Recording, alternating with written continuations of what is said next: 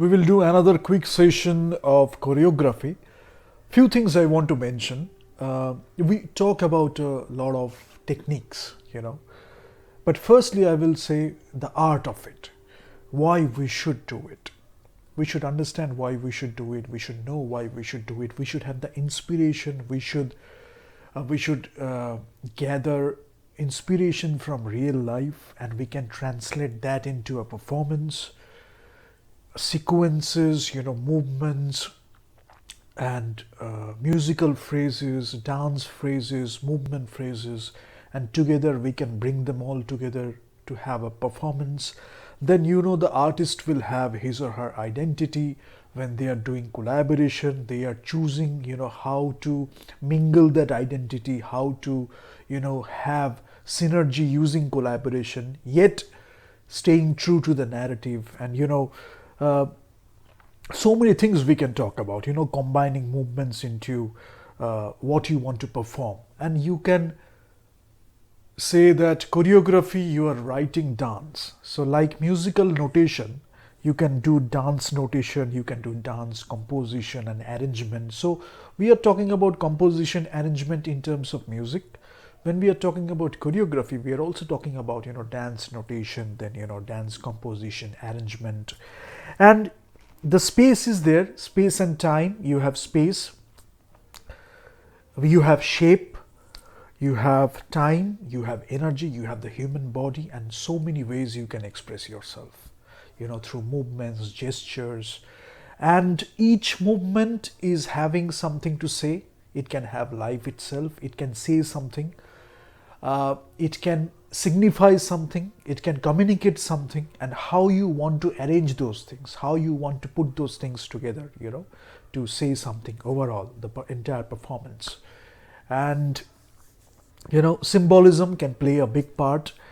Art and practice, and there is no substitute for practice. You need to practice, because this is something I can talk about a lot of things in terms of theories, in terms of discussions, things that we can do once in a while, with maybe a group discussion, maybe a round table discussion, maybe a meet. We can do all these discussions, but you get to know more about all these things when you actually practice.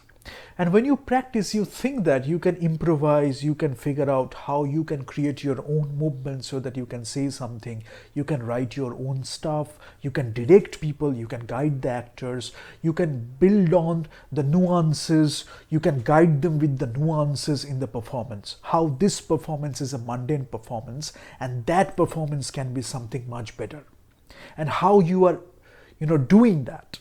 For that, you need to have some knowledge, from life, from the techniques, from the aesthetics, from what performance can bring to your life, the life of an audience, to that entire space or the theater, or during the duration and after that, because it is not only just for the duration, for the specified time where it is actually happening. If it is a great performance, people will remember it for a long time.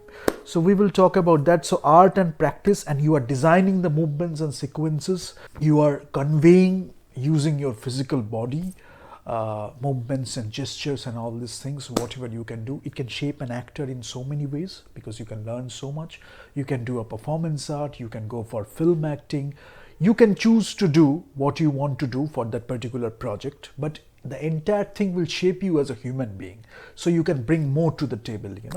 And the thing is discovery, exploration. The more you do it, the more you can do it, the more you can figure out something new, something innovative, something very different from what you have done, something very different from what you have learned from the classical. So modern and contemporary dance, how you are using fusion sometimes, so that you are conveying in a different way.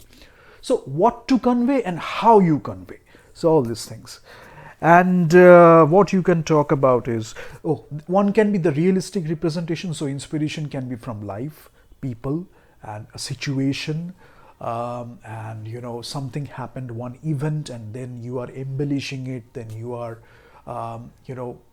conveying it with a lot of drama, with characters, with costumes and makeup, hairstyles, and then with gestures and performances, with your body as a language, movement as a language, how you are conveying that you can do.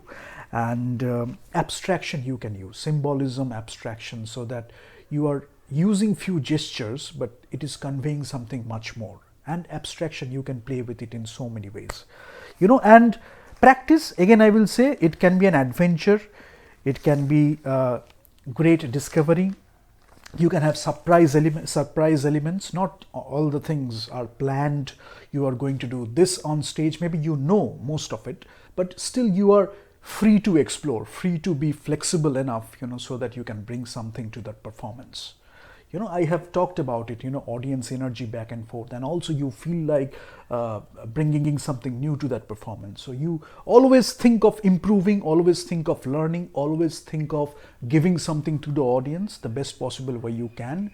And then also you practice, so that when you are practice, you also have that in mind, that you are giving a lot to the audience. And when you are writing, you are also thinking about that. When you are guiding, when you are directing, you are always have all these things. So that is the mindset we talk about. And surprise elements we need once in a while. Surprise elements will heighten the performance a lot sometimes, and that is what we want to talk about today. Creative adventure, creative exploration, it should be a lot more fun.